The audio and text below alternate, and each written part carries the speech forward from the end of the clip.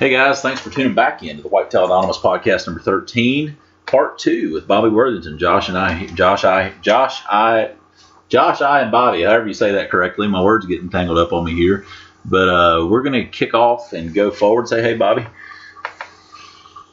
Howdy. And we're going to start with trail cam tactics and, just terrain pinches. What you look for in finding those type things. Yeah, your favorite terrain pinch in the mountainous terrain. Because we got a lot of people that listen from West Virginia. That's where I'm from, born and raised. And it's where same type of terrain in the Appalachian Mountains of Tennessee.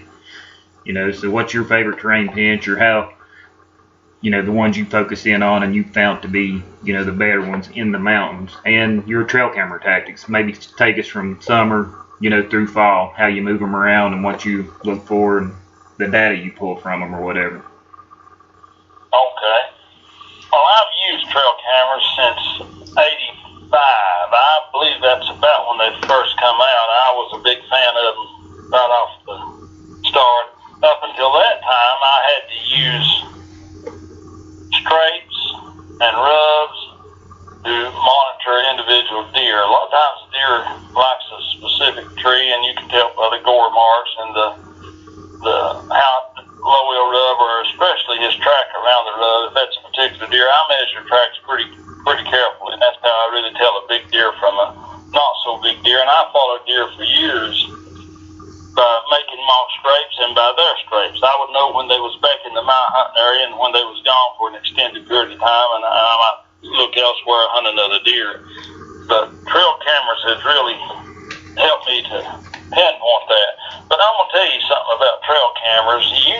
You may get a trail camera picture of a big deer, say in a funnel on a scrape or in a salt lick in the summertime, and I want to get a little more into that.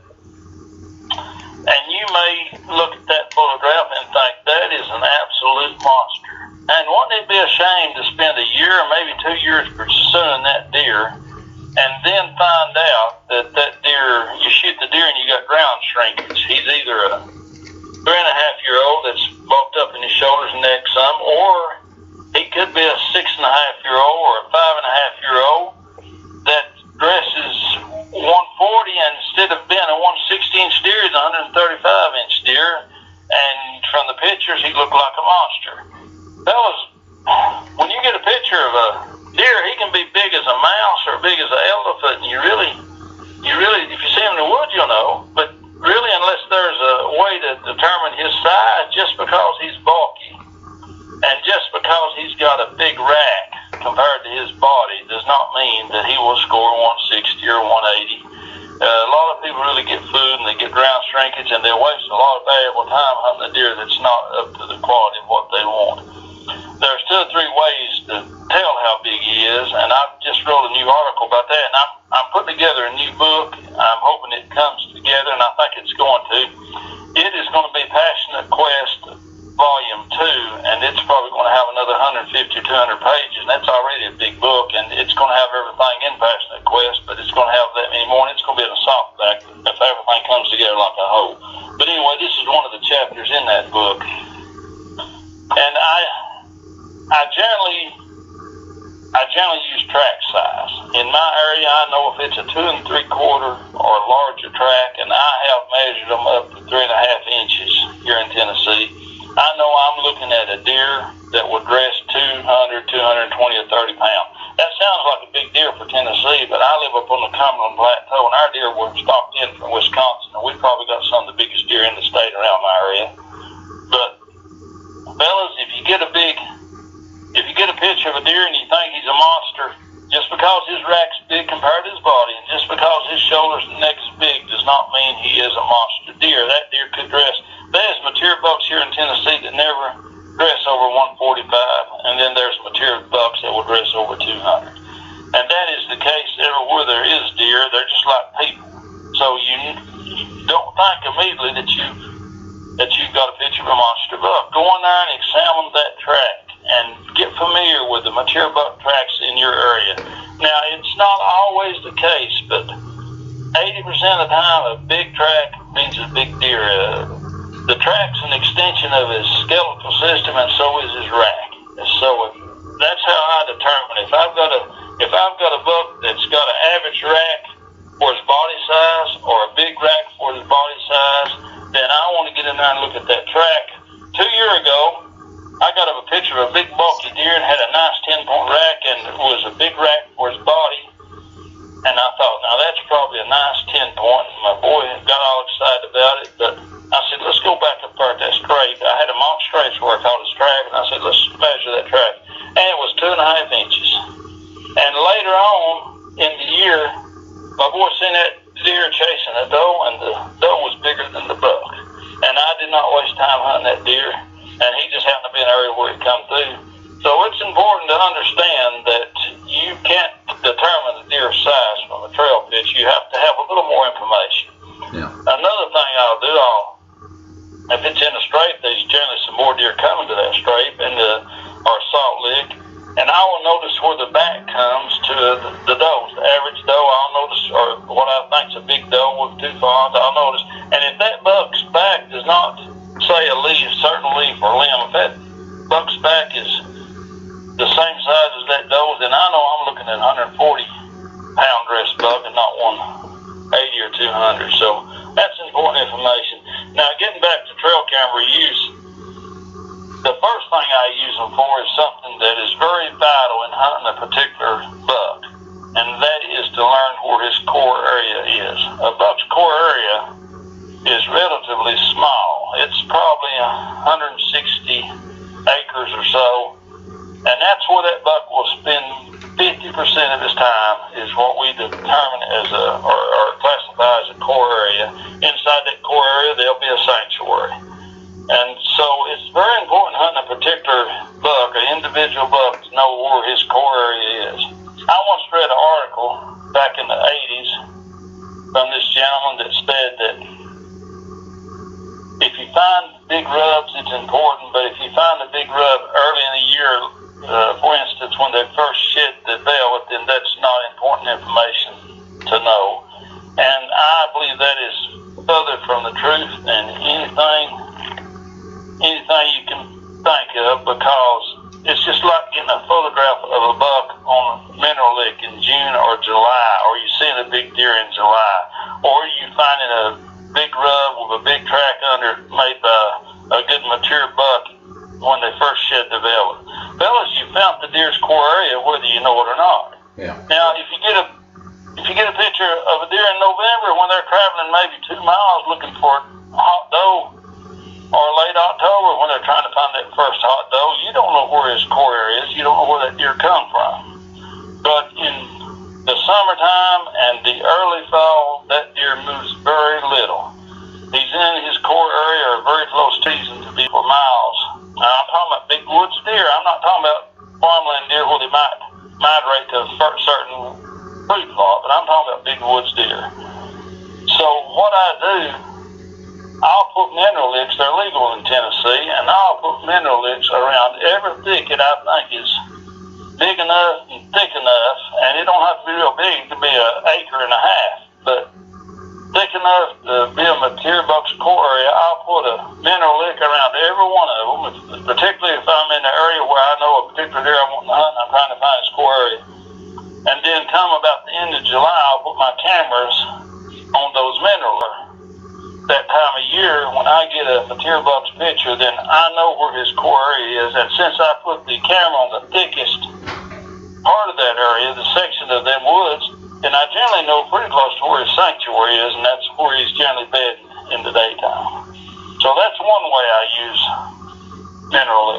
use cameras. Yeah. Then I use them during hunting season also.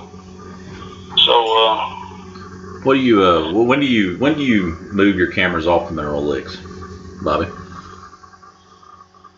generally leave them. Fellas, if a buck's hitting mineral licks, he'll generally hit them every 2 or 3 nights. And it's the salt they're craving. I can't tell you to go out and spend. That deer cane's good. A lot of the products are good, but really. If you'll put mineral salt beside white salt, you'll find they're hitting the white salt a lot more than the mineral salt. It's not the minerals they're after, it's the salt they're craving. They're fishing in their diet at that time. And so I don't advise buying. I used to buy expensive, every kind of new mineral come on the market, and then I got to thinking about reading some studies also, and you can buy the best thing out there, but I don't think it will put one more inch on their racks, and plus they'll eat white salt as good as anything. So I don't like selling products that tell people to buy. You know, most hunters are like me, just calling working people. They don't need to be spending no more money than they have to. I agree. But anyway, that's the salt they're after. Yeah. But I'll leave them on there 2 or 3 weeks. If there's a big buck hitting at you, you're going to have him multiple times. Yeah. And that time of year, I'll try to get a good close-up in-your-face picture because as a record, you know, like for a chapter in my book or an article or something. But now during the fall, I'll back off on the cameras a little further away from where I'm going to put the cameras up at. I'll back off their side a little more and not try to disturb as much. But I use the blackout cameras, and I think that I have found that really helps. The deer, why I wait to the end of July is I don't want to bother that mineral lick until then. By the end of July, his rack is pretty well done. A lot of people get a picture of a big buck at the end of July and say, man, what will he be in 2 or 3 more weeks? Well, he's pretty well through growing by then. Yeah. But by then, you can really tell what he's going to look like. You can really tell how big he is. And if you start monitoring a camera, say, in June, and he smells where you've been in and out there 2 or 3 times, then he may quit using that lick, or he may be camera shy too, you know. So I'll wait till the first picture I get of him, or 2, his rack's going to be fully developed, and I know what I've got. And I'll leave him on there 3 weeks, and then, you know, if I ain't got enough cameras to cover all my licks, I'll move them around, because, believe me, if a deer's hitting minerals, he's going to be there pretty often. They, when you move them off minerals, Bobby, do you go to scrapes? You go to trails? I mean, what's the first thing on your bucket list for that? Well, I hunt funnels. I hunt where 2 or 3 travel corridors come together, and that's if there's any. They ain't but 3 things that makes a difference, in my opinion, in deer hunting. I was talking to a young guy the other day at one of the archery shoots, just a young guy trying to start out hunting, and he was all obsessed about camouflage. Wanted to know what kind of camouflage I use, what kind of camouflage I recommend. And he was a great archer, one of the top. And I said, listen, if you're training a new archer, and you're going to train him about shot execution and how to shoot this bow, and he starts asking you what color of bow you got, or what brand of vanes are you using, or feathers? I said, what would you think? And he said, well, I would think I'd need to teach him how to shoot a bow. And I said, well, that's the same thing here. You know, people, it's really important in deer hunting or anything in life to know what's important and what's not important. A lot of people will spend a lot of energy and time on stuff that ain't important. Yeah. So, knowing where to put the cameras is knowing where to hunt. You know, I have, a lot of people don't think about this, but a mature buck, there's a lot of boundary around his home range, and there's a lot of boundary around his core area.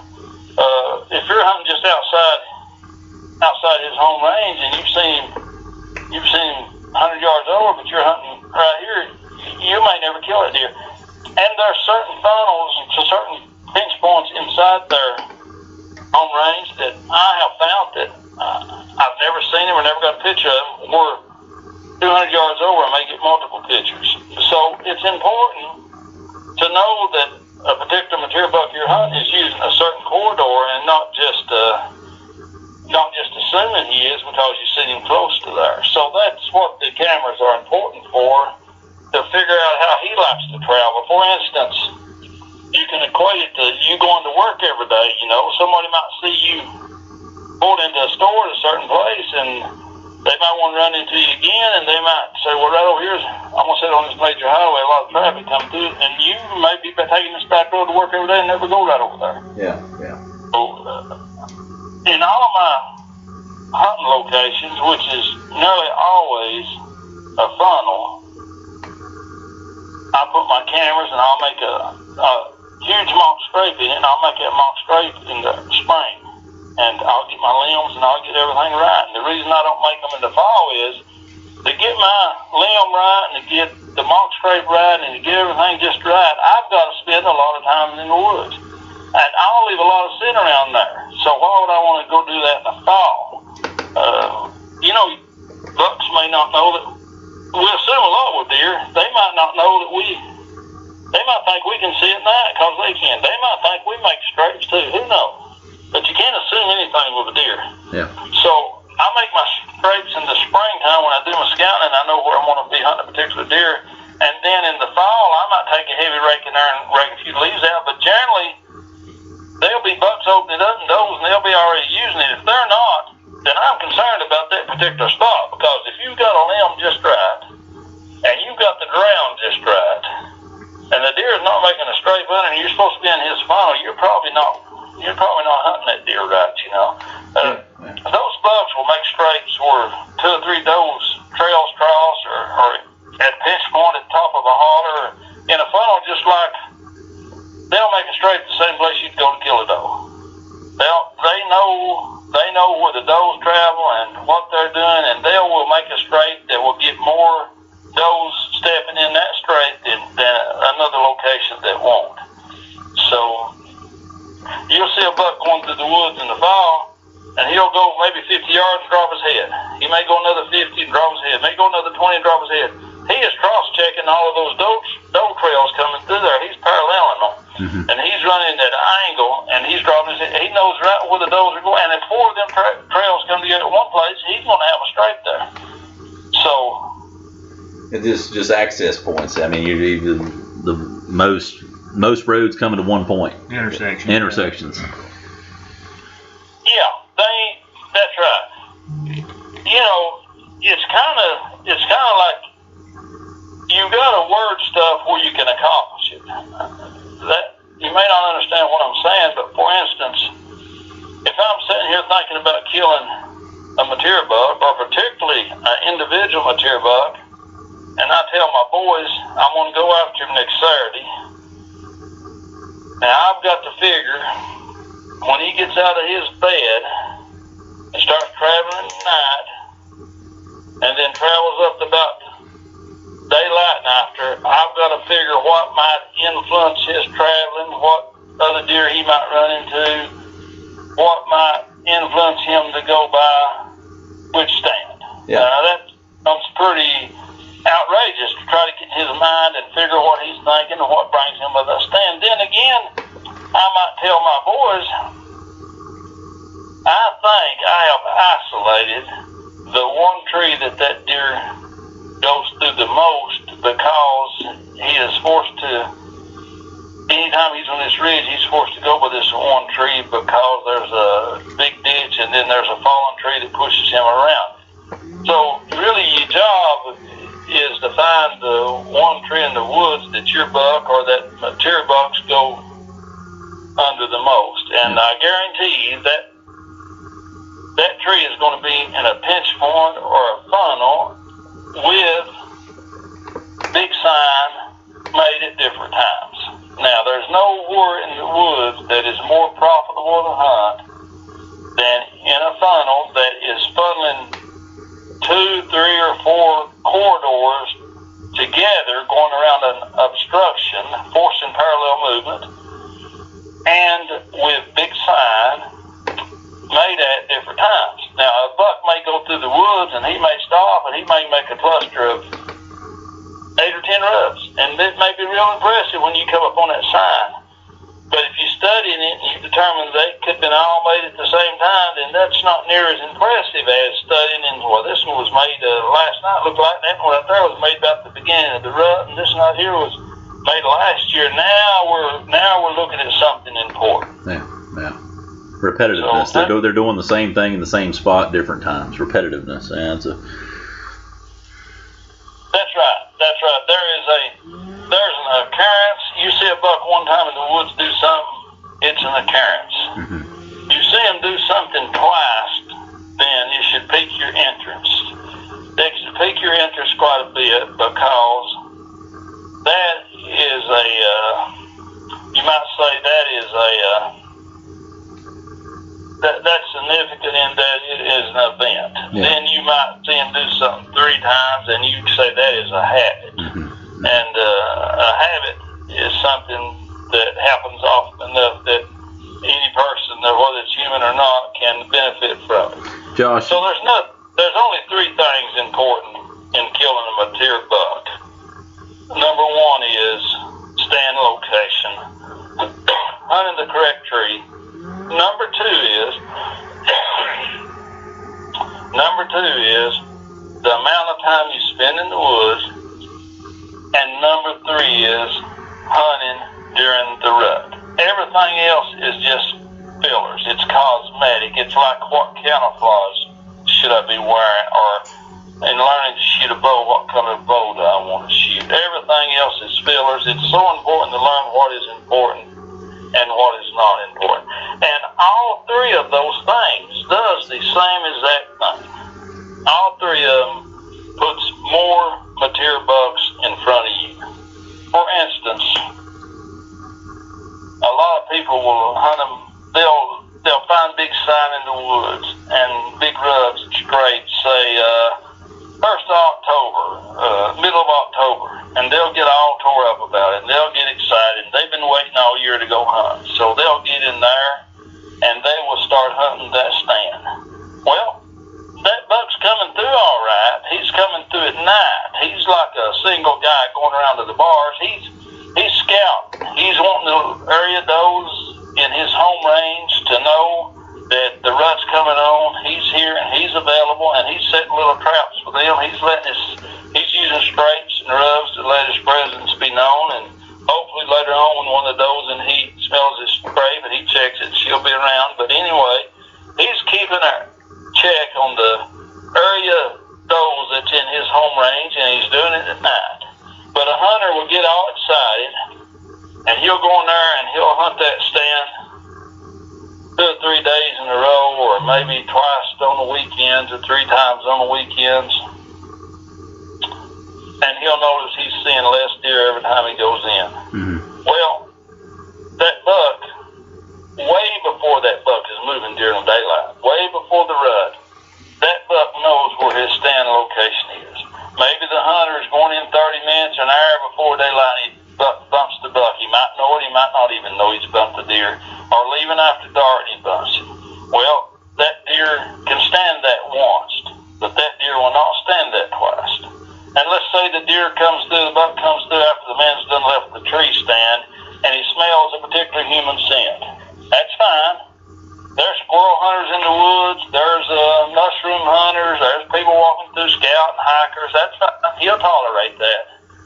But he comes through 2 or 3 days later and smells the same fresh scent in the same corridor or same funnel, then that is highly suspect, and the next time he is gone. And he don't have to smell human scent to know you're there. That's another thing. You ever notice a doe in the woods that sees your presence, sees you or smells you in a tree, and she stops, and she looks around, and there's other deer behind her, and she won't throw up a fly? You'll not see her body posture change at all, but them deer will go on alert and start stomping the ground, and they'll know immediately that doe has found you. Well, do you think that doe only does that right then when she's found you? 2 or 3 nights later, particularly if she's seen or smelled you twice, or even smelled where you've been in there twice after you've left, 2 or 3 days later, if she's there, she'll do the same thing. Yeah. She will let them deer know that is suspect and go around that tree, and they will too. And before you know it, the whole deer herd knows where your stand location is. And that buck will come through, and he knows the family group, knows each one of the deer, and he smells where they're going down this corridor, and he's following them, and all of a sudden, they go turn off the corridor and going around about hanging a stand. Sometimes I'm forced to scout during season. And fellas, when I go into a place during season, I will walk it hard. I'll walk it completely. I'll know everywhere I want to put a stand, and I'll leave. And I don't care if it's after dark that I've got to go back and get that stand and put it back in. I will do it. A lot of people people go in and scout an area and maybe go back the next day because they ain't sure and scout it again, then go back the third day and hang a stand. That's it. Once you go in the area, them deer's going to quietly move out of the area, and they're going to come back in that next night, and they're going to smell around and smell around where you went and follow your scent around and find out where your scent's concentrated. They'll accept that. You might have been, like I said, squirrel hunter or whatever, but 2 days later or the next day, they get bumped out and they come back in. It's the same person concentrated at the same location. Then don't expect to kill a mature buck at that stand. So what I'm saying is, most people, the time of year is important. Most people run a mature buck off before it is ever time to hunt him, before he's ever moving in daylight hours. There ain't one thing going to get the majority of mature bucks moving in daylight hours, and that's when it's time for that first doe to come in heat. And if you go in there beforehand and the wires stand out where you have found big sign, then you have burnt your chances of, and you may have been in a good spot. You may have been in a tight funnel, you may have been on some sign, but you have burnt your chances to kill that deer. So, number one is hunting the rut. I can hunt a deer from now don't get me wrong. I know you see a lot of mature bucks killed on TV and food plots early in the year and this and that.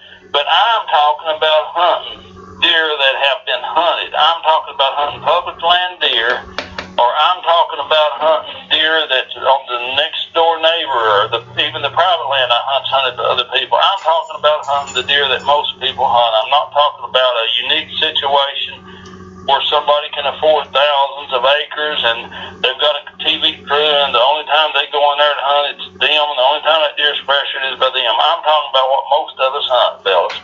And if it ain't the last weekend of October, and then only if it is unseasonably cool, then I'm not going to go hunt my bucks. I'm just not going to do it. If it's unseasonably cool the last weekend of October, the last week of October, then I may start then. Now, very seldom is there an exception. I killed a deer called a rattlesnake at 7.5 years old early in the season, but that was a deer that had a characteristic trait that he moved around during daylight out of the rut. I found out that 2 years before that because I got a picture of him in daylight on October 1st, and I knew I could probably kill that deer early. And there's a few bucks that live and die with that trait, but here's the problem. If they're on public ground or a ground that's hunted like most private ground, or the next door neighbors hunting their private ground, that buck won't make it to 2.5 or 3.5 before he's gone. That buck will not make it to 6.5 unless it's just very seldom one might get by that old. That's why it's so good to hunt a piece of ground that's never been hunted before or hasn't been hunted in years. There's a few deer with a trait to move around during daylight outside the rut on that piece of ground because they hadn't had no hunting pressure and they hadn't got killed. So most deer that has the trait to move around outside the rut about 3.5 years old, they're dead. But anyway, so you can hunt a piece of ground from the say that season opens the third weekend of September like here, and goes to the end of January. You can hunt that piece of ground from the third weekend of September on up to the last of October, and let's say the third week of October, so that's a month. You can hunt it every day for a month, and just an odd instance, let's say one mature buck moves on that, say, 100-acre piece of property that you hunt for 30 days. Well, what's your chance of being in the right stand to kill him? Very slim. Very slim. Yeah. Slim. Okay. Now let's take the second thing I mentioned as being important: time in the woods. Let's say you're hunting from the last week of October through the last week of November. Peak rut, 30 days, same as before, 100-acre piece of property. And let's say during that time, 5 mature bucks move during daylight through that property. Or your target buck moves there 5 times. And let's say you're only hunting on the weekends, and then you're only hunting 2 hours in the morning and 2 hours in the evening. So your chance is still much better than it was hunting early in the year because you hadn't put that deer in front of you but once. But now you're putting that deer in front of you, or through that 100-acre property, you're putting him through there twice or 3 times. Well, your chances is a little better. Yeah. But it still is not very good at all. Yeah. Now, let's say you take that 100-acre piece of property, and let's say it's got a drainage in it that is deep, and that cuts through half the property, and the 5 mature bucks that's moving through it during the rut now, half of them is forced around the head of that drainage to the same location before they go on about their business. Now, a deer would rather walk 3 or 4 times further around than he would go down a steep drainage and back out, particularly if he's an old buck that gets arthritis and his legs and hips get sore during the rut because he's traveling so much looking for does. They won't hardly go down in a drainage at all. Plus, it puts them in a blind spot. So that's the reason they're going around this ditch. So instead of hunting from the end of September to the end of October, we're hunting from the end of October to the end of November. That has put that one thing alone has put 5 mature bucks because we're hunting the rut through our 100-acre piece of hunting property. Bobby, real quick before you go any further, guys, let's stop right there again because upload times. We got to kind of cut them into 30-minute sections here. I know he's getting good, but we're going to start right back up here in part 3. Guys, again, this podcast was brought to you by Ozonics Hunting. We're proud to be part of that team. We believe in what they're doing, you know. And if you guys have any questions about that product, you want to know anything about how we feel about it, please contact Josh or I or any of the team members for that matter. Check them out, OzonicsHunting.com. This is the Whitetail Anonymous Podcast, number 13, part 2. And we will have a part 3 coming to you very shortly. Again, thanks for